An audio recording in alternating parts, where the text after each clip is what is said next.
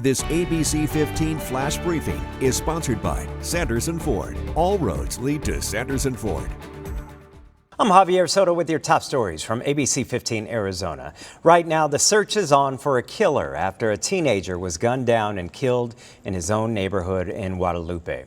A group gathered to set up candles and hang balloons and write messages to Elias Longoria. His mother spoke with ABC15, telling us her son was suspended from Marcos de Niza High School last week after a fight with another teen. We were supposed to go to a meeting today.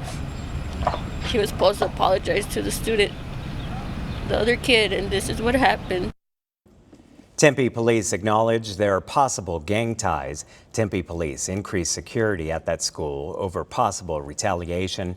Tonight, as MCSO continues to search for the shooter, the community is left mourning a teen killed before his 16th birthday.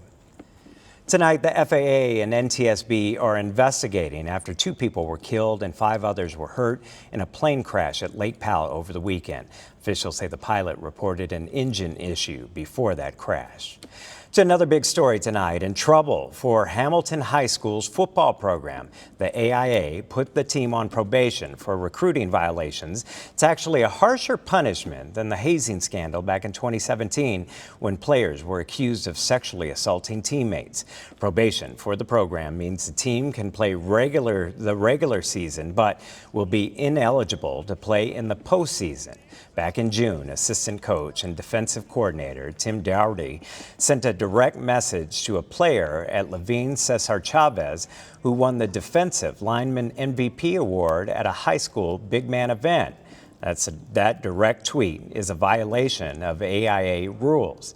Hamilton had already suspended Dougherty for 3 games, believing that would be enough, but the AIA believed it was enough to warrant a postseason ban. Hamilton will likely appeal that decision. The latest now on Brittany Griner's detainment in Russia. Tonight, the courts are reviewing an appeal of her 9-year sentence. Griner was sentenced earlier this month after pleading guilty to having marijuana oil in her luggage. Her legal team argues similar cases have led to lesser sentences. This comes as the U.S. and Russia discuss a possible prisoner swap. The proposal is to get Griner back to the U.S. in exchange of releasing Russian arms dealer Viktor Bout. Russian officials say negotiations are happening, but they're keeping them private. One unlucky situation gets a Hollywood ending, and it's pretty fitting. Over the weekend, someone stole Troy Kotzur's car with his Academy Award inside. But hours later, police recovered the Jeep belonging to the Mesa native. Officers say they found the car with 2 teenage suspects inside, and everything was still there, including Kotzur's Oscar.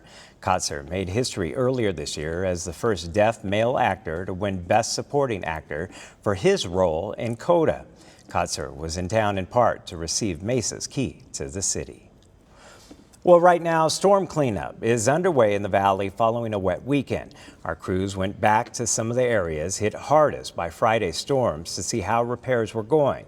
And it was a big undertaking for crews getting power lines up and running near 35th Avenue and Bell. Crews replaced the downed wooden poles with sturdier metal ones. And near Scottsdale Road and Cactus, all 6 lanes of traffic are back open once again after more than a dozen cars were trapped by downed power lines Friday. ABC15 did see crews still working on those lines, but the downed poles have all been cleaned up. Tracking your forecast, I'm Chief Meteorologist Amber Sellens, and storm chances pretty minimal as we start this week. Tomorrow, just a slight chance of isolated monsoon storms at 10%.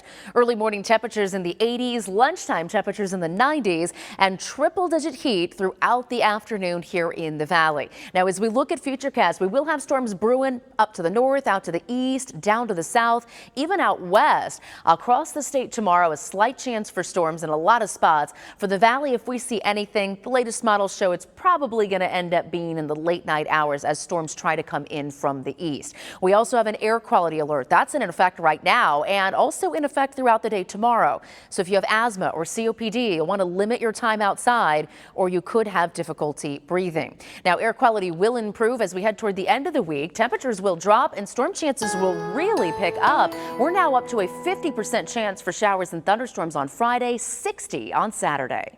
For the latest headlines, weather, and traffic, head to ABC15.com or download the free ABC15 mobile app. This ABC15 Flash Briefing is sponsored by Sanderson Ford. All roads lead to Sanderson Ford.